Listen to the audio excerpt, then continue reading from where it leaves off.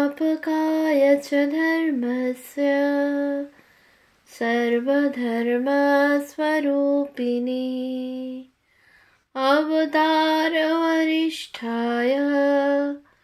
রামকৃষ্ণায় তে নমঃ। পূজনীয় স্বামী গম্ভীরানন্দজির রচনা শ্রী রামকৃষ্ণ ভক্তমালিকা গ্রন্থ থেকে পাঠ। পৃষ্ঠা 406। স্বামী বিজ্ঞানানন্দ। স্বামী বিজ্ঞানানন্দের পূর্ব নাম ছিল হরিপ্রসন্ন চট্টোপাধ্যায়। তাহার পিতা তারকনাথ চট্টোপাধ্যায়ের আদি বাসস্থান ছিল 24 পরগনার অন্তর্গত বেলঘরিয়ায়। কর্মোপদেশে তিনি যখন এটোয়াতে বাস করিতেছিলেন তখন 1868 খ্রিস্টাব্দের 30 অক্টোবর শুক্রবার 15 কার্তিক 1275 বঙ্গাব্দ বৈকুণ্ঠ চতুর্দশীতে হরিপ্রসন্ন জন্মগ্রহণ করেন। শৈশবে কাশীধামে পিতৃগৃহে থাকিয়া তিনি বিদ্যাভ্যাস করেন।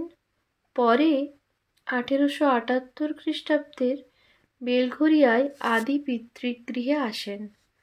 তাহার পিতা ইংরেজ সরকারের কমিশারিয়েটে কাজ করিতেন।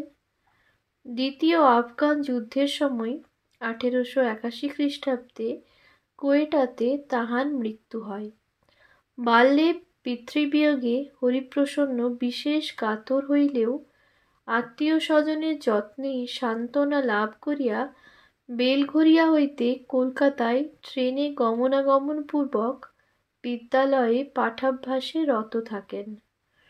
তিনি 1882 খ্রিস্টাব্দে কলকাতার হেয়ার স্কুল হইতে প্রথম বিভাগে উত্তীর্ণ হন এবং উহার 3 বৎসর পরে সেন্ট জেভিয়ার্স কলেজ হইতে প্রথম বিভাগে FA পাশ করেন। এই কলেজে স্বামী শারদানন্দ, কুমিল্লার বরদাসুন্দর পাল এবং প্রবাসী সম্পাদক রামানন্দ চট্টোপাধ্যায় তাঁহার সহাধ্যয়ী ছিলেন। BA পড়িবার জন্য হরিপ্রসন্নকে পাটনায় যাইতে হইল। তথায় পাঠ শেষ করিয়া ইঞ্জিনিয়ারিং শিক্ষার জন্য তিনি পুনরায় গমন করিলেন। পুনায় ব্যয়বহুল ছিল না বলিয়া তখন অনেক বাঙালি ছাত্র তথায় মেসে অবস্থানপূর্বক অধ্যয়ন করিতেন। হরিপ্রসন্ন অপর 6টি ছাত্রের সহিত সেখানে থাকিয়া জ্যেষ্ঠ তাঁতের প্রেরিত মাসিক 25 টাকায় ব্যয় নির্বাহ করিতেন। ছাত্রজীবনে তাহার ধর্মভাব বিশেষ লক্ষিত হইত। তিনি প্রত্যহ গায়ত্রী জপ করিতেন। তাহার অনুপ্রেরণায় ছাত্রগণ স্থির করেন যে তাহারা নিজ প্রয়োজনে যখন যে পুস্তক বা যন্ত্রাদি ক্রয় করিবেন তাহা মেষের অপর সকলেও ব্যবহার করিতে পারিবেন এবং কেহ চলিয়া গেলে পরবর্তী ছাত্রদের জন্য উহা রাখিয়া যাইবেন। বাল্যে তিনি অতি সত্যবাদী ছিলেন। একবার তাহার মাতা নকুলেশ্বরী দেবী তাহাকে মিথ্যাবাদী বলিলে তিনি প্রবল প্রতিবাদ জানাইলেন। ইহাতেও মাতার প্রত্যয় হইল না দেখিয়া ক্ষোভ সহকারে কহিলেন, আমি যদি মিথ্যা কথা বলে থাকি তবে আমি ব্রাহ্মণ নই, এবং তৎক্ষণাৎ স্বীয় যজ্ঞোপবীত ছিন্ন করিলেন। মাতা ইহাতে ভীত হইয়া বলিলেন, কি মহা অকল্যাণ করলি। দৈব দুর্বিপাকে ইহার পরদিবসই পিতার মৃত্যু সংবাদ আসিল। তখন সদ্য বিধবা মাতা দারুণ শোকে বলিলেন, তোর অভিশাপেই এমনটি হলো। আর এক ঘটনায় তাহার আস্তিকতার প্রমাণ পাওয়া যায়। তিনি শুনিয়াছিলেন বানর মৃত্যুকালে রাম নাম করে। একদিন তিনি বাড়ির বাঁশঝাড়ের দিক হইতে বন্দুকের শব্দ শুনিয়া ছুটিয়া গিয়া দেখিলেন গুলিতে আহত এক বানর নিচে চিত হইয়া পড়িয়া করজোড়ে কাঁদিতেছে। তাহার মনে হইল বানর সত্যই রাম নাম করিয়া প্রাণত্যাগ করিতেছে।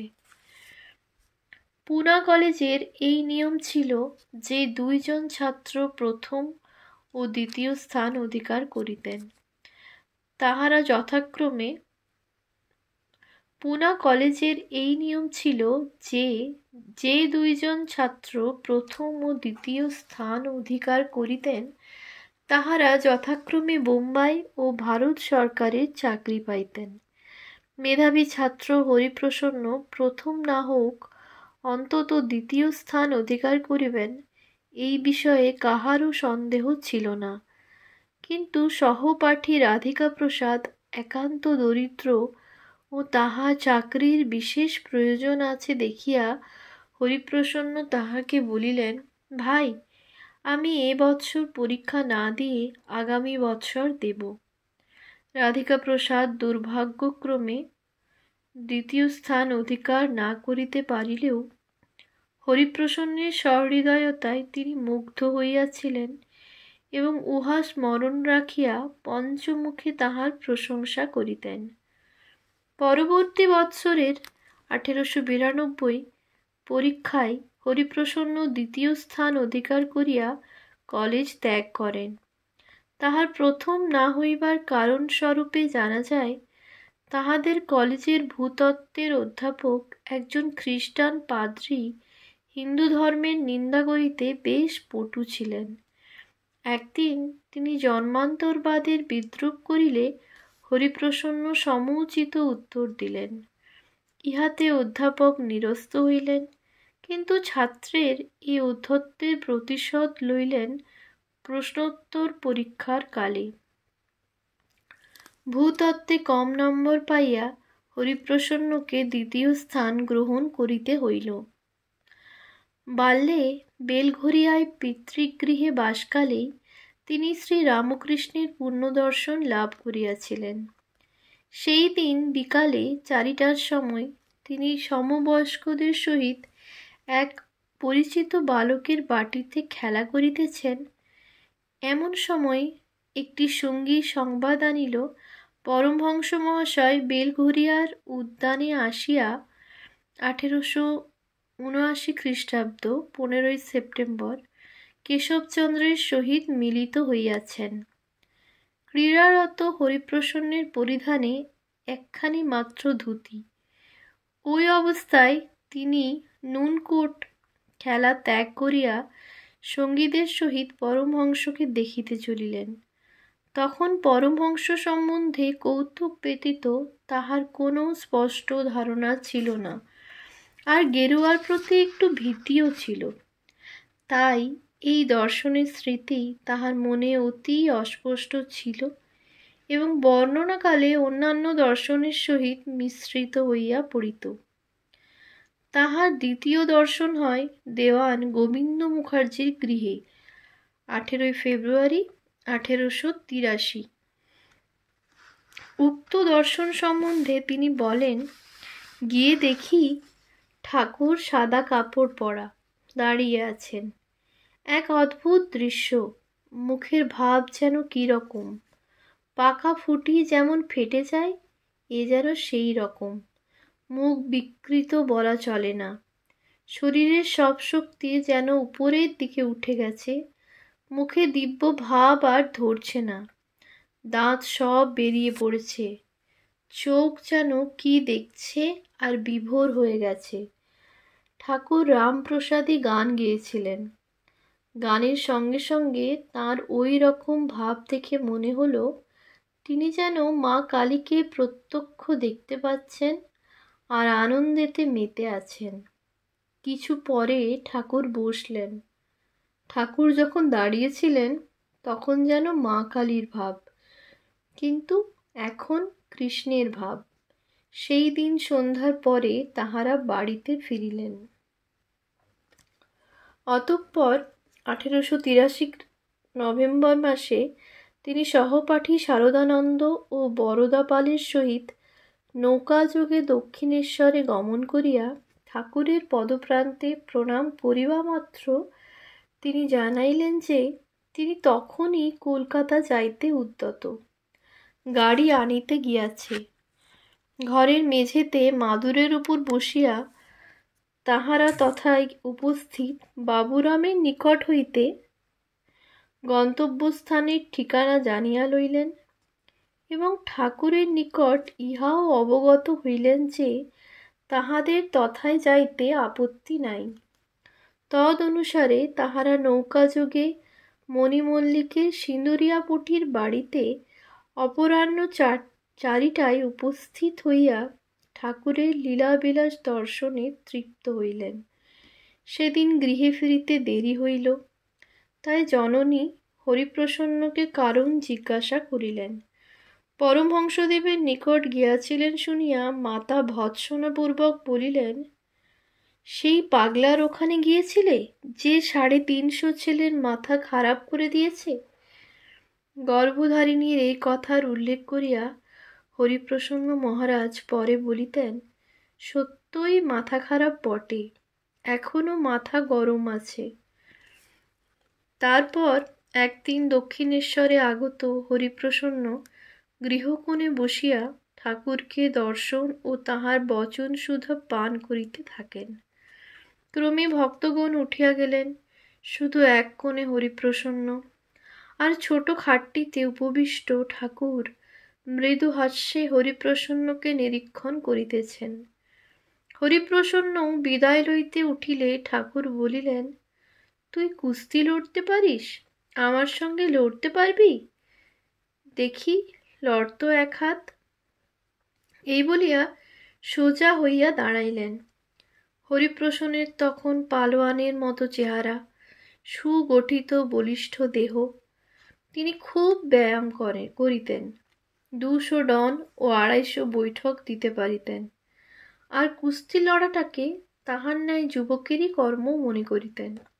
তাই অবাক হইয়া ভাবিতে লাগিলেন, ভালো রে ভালো, এ কেমন সাধু দেখতে এলাম, সাধু কুস্তি লড়তে চাই? প্রকাশ্যে বলিলেন, লড়তে জানি। ততক্ষণে ঠাকুর হাস্য সহকারে পালোয়ানের মতো তাল ঠুকিতে ঠুকিতে ক্রমেই হরিপ্রসন্নের দিকে অগ্রসর হইয়া তাহার 2 হস্ত স্বীয় করদ্বয়ে গ্রহণপূর্বক ঠেলিতে লাগিলেন। অগত্যা হরিপ্রসন্নও তাহাকে ঠেলিতে ঠেলিতে ক্রমে ঘরের দেওয়ালে চাপিয়া ধরিলেন। ঠাকুরের মুখে তখনও মৃদু হাসি, আর হস্তে হরিপ্রসন্নের করদ্বয়। হরিপ্রসন্নের মনে হইল যেন কি একটা অলৌকিক শক্তি ঠাকুরের দেহ হইতে শিরশির করিয়া তাহার দেহে প্রবেশ করিতেছে। তাহার শরীর রোমাঞ্চিত ও অবশপ্রায় হইল। ঠাকুর তখন তাহাকে মুক্তি দিয়া বলিলেন, কেমন, হারিয়েছিস তো? তারপর নিজের খাটটিতে গিয়া বসিলেন। এক অজ্ঞাত শক্তির নিকট পরাজিত হরিপ্রসন্ন তখন অননুভূত আনন্দে বিভোর। স্বল্পক্ষণ পরে ঠাকুর আসিয়া আস্তে আস্তে তাহার পিঠ চাপড়াইয়া বলিলেন, মাঝে মাঝে এখানে আসিস, একদিন এলে কি হয়, ইত্যাদি। আরও কয়েকবার হরিপ্রসন্ন দক্ষিণেশ্বরে গিয়াছিলেন। 2-1 বার সেখানে রাত্রি বাসও করিয়াছিলেন। রাত্রে ঠাকুর অল্পই আহার করিতেন, 2-1খানি প্রসাদী লুচি, একটু পায়েস ও একটু সন্দেশ। কেহ উপস্থিত থাকিলে সেও উহার কিয়দংশ পাইত। প্রথম রাত্রে হরিপ্রসন্ন আহারের এরূপ ব্যবস্থা দেখিয়া খুবই চিন্তিত হইয়াছিলেন। ভাবিয়াছিলেন সে রাত্রি উপবাসেই কাটিবে, কিন্তু ঠাকুর নহবত হইতে রুটি ও তরকারি আনাইয়া তাহাকে দিলেন। অবশ্য হরিপ্রসন্নের মতো কুস্তিগীরের পক্ষে উহাও যথেষ্ট ছিল না। হরিপ্রসন্ন মধ্যে মধ্যে ঠাকুরের নিকট যান। আসিতে দেরি হইলে ঠাকুরও শরৎ প্রভৃতির দ্বারা তাহাকে ডাকিয়া পাঠান। একদিন সংবাদ পাইয়া তিনি দক্ষিণেশ্বরে উপস্থিত হইলে ঠাকুর বলিলেন, কিরে, কেমন আছিস? আজকাল আসা যাওয়া একেবারে কমিয়ে দিয়েছিস, ডেকে পাঠালেও কেন আসিস না? উত্তরে হরিপ্রসন্ন সরলভাবে জানাইলেন যে ইচ্ছা হয় না বলিয়াই আসেন না। ঠাকুর ইহাতে হাসিলেন মাত্র। জিজ্ঞাসা করিলেন, ধ্যান ট্যান করিস তো? হরিপ্রসন্ন জানাইলেন যে ধ্যানের চেষ্টা করেন বটে, ধ্যান হয় না। ঠাকুর তখন তাহাকে নিকটে ডাকিয়া জিহ্বায় কি একটা লিখিয়া দিলেন এবং পঞ্চবটিতে ধ্যান করিতে পাঠাইলেন। ঠাকুরের স্পর্শে সেদিন যেন তিনি বিহ্বল হইয়া গিয়াছিলেন, পা যেন আর চলে না। কোনো প্রকারে তিনি পঞ্চবটিতে গিয়া বসিলেন। তাহার পর আর কোনো বাহ্যজ্ঞান ছিল না। যখন জ্ঞান হইল, দেখেন ঠাকুর পার্শ্বে বসিয়া গায়ে হাত বুলাইতেছেন ও মুচকি মুচকি হাসিতেছেন। তারপর ঠাকুর তাহাকে নিজের ঘরে লইয়া আসিলেন এবং সাধন সম্বন্ধে বহু উপদেশ দিলেন। সেদিন সেখানে আর কেহ ছিল না, শুধু ঠাকুর ও হরিপ্রসন্ন। ঠাকুর সেদিন তাহাকে আশ্বাস দিয়াছিলেন যে অতঃপর প্রত্যহ ধ্যান হইবে। অধিকন্তু স্ত্রীলোকের সম্বন্ধে বিশেষ সাবধান করিয়া বলিয়াছিলেন, দেখ, তোরা হলি মায়ের লোক, তার অনেক কাজ তোদের করতে হবে। কাকে ঠোকরানো ফল মায়ের পূজায় লাগে না রে। তাই বলছি, খুব সাবধানে থাকবি। সোনার মেয়ে মানুষ ভক্তিতে গড়াগড়ি গেলেও সেদিকে ফিরেও তাকাবি না। 1884 খ্রিস্টাব্দের 13ই আগস্ট জন্মাষ্টমীর দিনে হরিপ্রসন্ন দক্ষিণেশ্বরে উপস্থিত ছিলেন। সেদিন গিরিশবাবু সদল বলে আসিয়া সন্ধ্যার পর স্বরচিত কেশব কুরু করুণা দিনে ইত্যাদি সঙ্গীতটি গাহিয়াছিলেন। সঙ্গীত শুনিয়া ঠাকুরের ভাব হয় এবং দুই নয়নে প্রেমাশ্রু বহিতে থাকে। তিনি ভাবাবস্থায় গিরিশবাবুকে আলিঙ্গন করেন ও তাহার ক্রোড়ে উপবেশন করেন। গিরিশবাবু চলিয়া গেলে অনেক রাত্রি হইয়াছে দেখিয়া ঠাকুর হরিপ্রসন্নকে বলিলেন, রাত অনেক হয়েছে, আর যে কাজ নেই, আজ এখানেই থেকে যা। হরিপ্রসন্ন সে রাত্রি কালীবাড়িতেই থাকিয়া গেলেন। মাঝরাত্রে জাগিয়া দেখেন ঠাকুরের ঘুম নাই। মা মা করিতেছেন আর মশারির চারিপার্শ্বে ঘুরিতেছেন। হরিপ্রসন্ন ভাবিতে লাগিলেন, ইনি কি পাগল হলেন নাকি? ঘুম নাই, বিশ্রাম নাই, কেবল মা মা করছেন। লোকে যে বলে পাগলা বামুন, এ তো দেখছি সত্যই। পরদিন বাড়ি যাইতেই তাহার এক দিদি জিজ্ঞাসা করিলেন, কাল রাত্রে কোথায় ছিলি? কালীবাড়িতে ছিলেন শুনিয়া বলিলেন, ওই পাগলা বামুনটার কাছে বুঝি? ওরে, তার কাছে যাসনি, যাসনি, সে লোকটা পাগল। আমি প্রায়ই ওই ঘাটে গঙ্গা স্নান করতে যাই, তার সব দেখেছি, সব জানি। হরিপ্রসন্ন সব শুনিয়া হাসিলেন। হরিপ্রসন্ন প্রথম যেদিন ঠাকুরের মুখে শুনিলেন যে রাম যে কৃষ্ণ সেই এ শরীরে রামকৃষ্ণ, সেদিন তাহার তেমন বিশ্বাস হয় নাই। মনে বরং এইরূপ চিন্তা উদিত হইয়াছিল, তা একটু আবোল তাবোল বললেই বা, লোকটি তো ভালো, সরল। পরে একদিন সকক্ষে দণ্ডায়মান ঠাকুর গম্ভীরভাবে রাসলীলা ও গোপীদের শ্রীকৃষ্ণ প্রেমের ব্যাখ্যাচ্ছলে যখন বলিলেন যে বৃন্দাবনে রাসলীলা করেছিল সেই এই শরীরটাতে আছে, সেদিন ঠাকুরের মুখ চক্ষুর ভাব ও কথার ভঙ্গিতে এমন একটা সংক্রামক দৃঢ় প্রত্যয়ের ছাপ ছিল যে হরিপ্রসন্ন উহা স্বচক্ষে দর্শন করিয়া আর অবিশ্বাস করিতে পারিলেন না। আর একদিন শ্রীরামকৃষ্ণের পদসেবা করিতে আদিষ্ট হইয়া হরিপ্রসন্ন এরূপ সবলে টিপিতে লাগিলেন যে ব্যথিত সুরে ঠাকুর বলিয়া উঠিলেন, ওরে, আস্তে আস্তে। সম্ভবত ওই দিনেই কোন্নগর হইতে আগত এক ভদ্রলোক প্রসঙ্গান্তে চলিয়া গেলে ঠাকুর বলিলেন, আমি সকলের অন্তর কাঁচের আলমারির মধ্যে জিনিসপত্র রাখলে যেমন দেখা যায় ঠিক তেমনি দেখতে পাই। কথা শুনিয়া ভীত মনে হরিপ্রসন্ন ভাবিলেন, তাহলে তো আমার ভেতরেও কি সব আছে দেখতে পাচ্ছেন। এরূপ চিন্তা বড়ই অস্বস্তিকর। তবে হরিপ্রসন্নের এইটুকুই ভরসা ছিল যে ঠাকুর প্রত্যেকের ভালোটাই বলিতেন, মন্দটা বলিয়া তাহাকে অপ্রস্তুত করিতেন না।